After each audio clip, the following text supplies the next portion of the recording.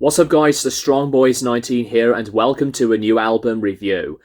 Today I'm going to be reviewing the latest album from Icelandic vocalist, musician and producer Bjork, entitled Fossora. This is her latest album to be released through the One Little Independent label, and this is her first album in 5 years since the release of her last album called Utopia back in 2017. One of the most beloved, praised, poignant, and celebrated solo musicians of all time, Bjork is back with a brand new studio album, and I had discovered Bjork since more than a year back when discovering newer interests in music to artists, and Bjork is no exception because she has been one of these other acclaimed musicians by releasing albums in multiple ways, with production to experimenting different genres like ambience to techno, pop, a cappella, and a huge variety, especially like on the critically acclaimed albums from the 90s to the early 2000s of Post, which is my favorite Bjork album, to Homogenic and Vespertine, to the a cappella made album Medulla. And lyric wise, Bjork describes into various expressions to these mindsets on positives to love, romance, to different things involving divorce, breakup, and these fictional things that Bjork can really achieve, in my mind, so successfully across the border. On this time, this album's identity takes things at probably Bjork's most personal direction yet. And while she did make a very painful, emotionally drained divorce album on her album Volnicura, this time Bjork dives in through the making of this album during the pandemic, on some occasions lyrically about the positive side, but on this album's majority, most of the time deals about the loss of her mother, and this is where the emotional impact did decide to continue into what Bjork decides to write home about. The first track on the album, Atopus, a repetitive banging sound on the padded beat all over, with the accompanying yet very continuing prominent sound of the clarinets with their tones, which remains so consistent on this album. They did match this quite complex rhythm alongside the vocals that were going through various notes. Lyrical contents are on the mindset of optimism and hope. The frantic, distorted beat pops in aggressively towards the end of the track as the minimal approach of the techno music and style progresses. The clarinets did sound very nice, and I do find it still unorthodox from the way it sounded into the behavior of this song and various time signatures, but I really think this is a very strong opening song. One of the other highlights on this record is the next track and one of the other singles of Ovul, which did feature more mellow, clean sounds and crediting some more trombones to heavily edited vocal processing for the harmonies.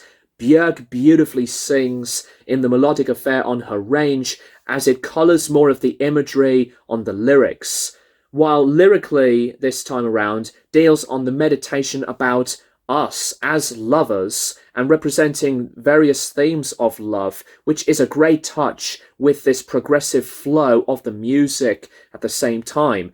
But yet again, it does mold into a romantic feel about it, from the imagery on the words into this electronic soundscape, craft in a great separate fruition, just like on the opening track and single of Adipus. Personally for me, my least favourite cuts on the album have been the next track of Mycelia to Trologaba.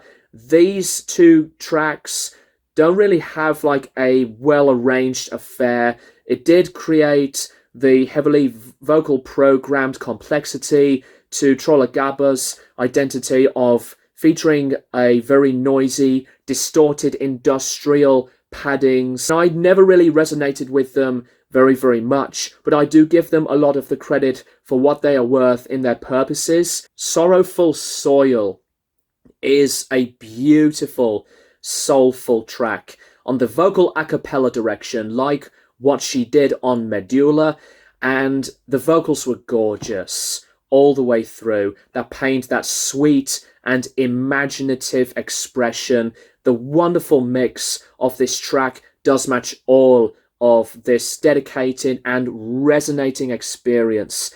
I do admire this track because of its expressions, and this is where the beginning of that mournful shift does continue to move from this track and into this next track of Ancestress.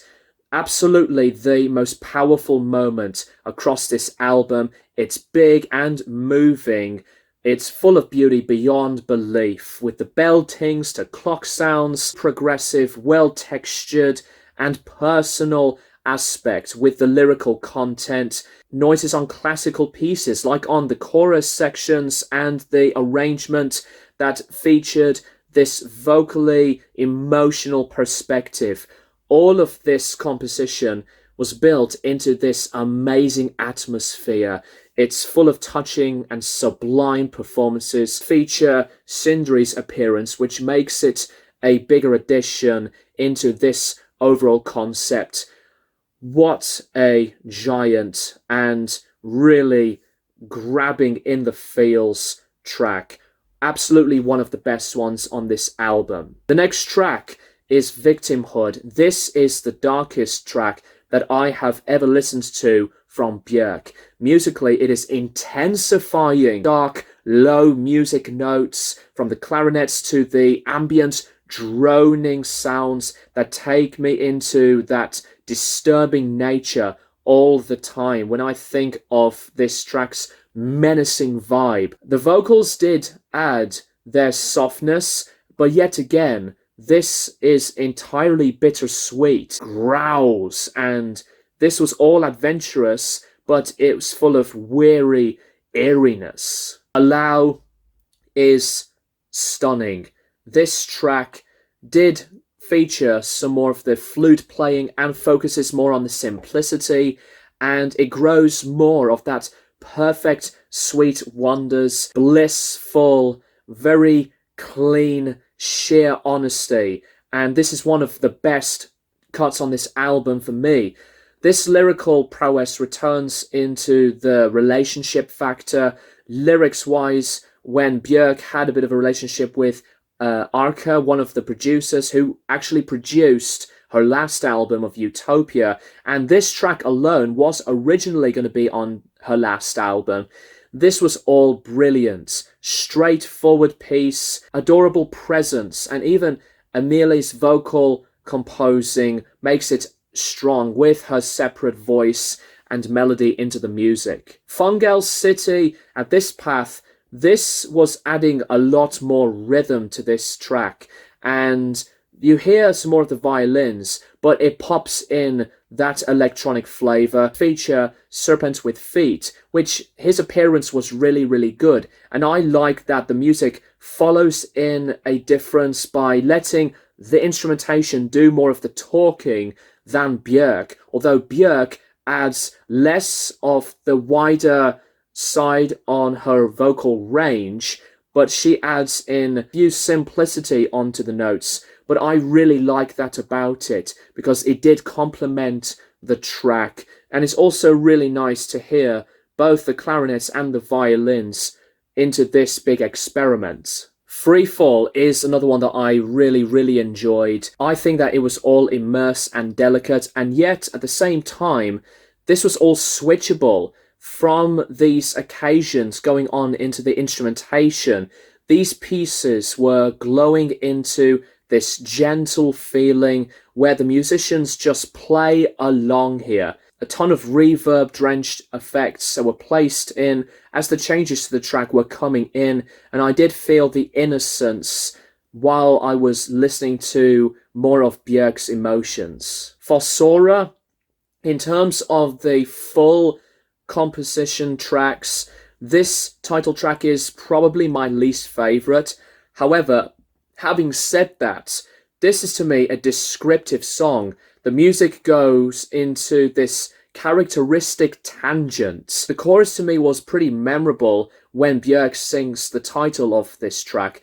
And then again, just like with Oedipus, the distorting beat bangs in and it assaults the listener onto its full compression, which to me was too aggressive, and it kind of distracts what I really wanted to like on this track. But with that being said, this was all a unique ability, and lyrically on this track, Bjork describes things into like this mind of putting down the roots and describing these musicians as mushrooms. So it's like a pretty weird psychedelic vibe that I really like about it. Her Mother's House, the final track on this record, I do admire this one. The mix of the composition was diverse and was all magically completed with the soothing, irresistible mood. Hearing these other vocal talents from the left to right speakers to the main vocal point, it's all free and spacious in the ambience, and it was wonderful. Graceful, yet a bravery thing about it to close the album in this well-arranged and sweet way. I do think Her Mother's House is one of the best songs in the latter period of Bjork, just like with the other highlights put together. Overall, Fossora by Bjork is a fantastic album. Personally, maybe one of her strongest records in her discography, and let me know what you think of this in the comments down below. I really am happy that this album got the acclaim that it did get. Do you think that this is one of your favourite albums of the year as well, and one of Bjork's best? I am always so interested to see and hear what you guys think with different albums like this, and give Bjork so much of the love and the support.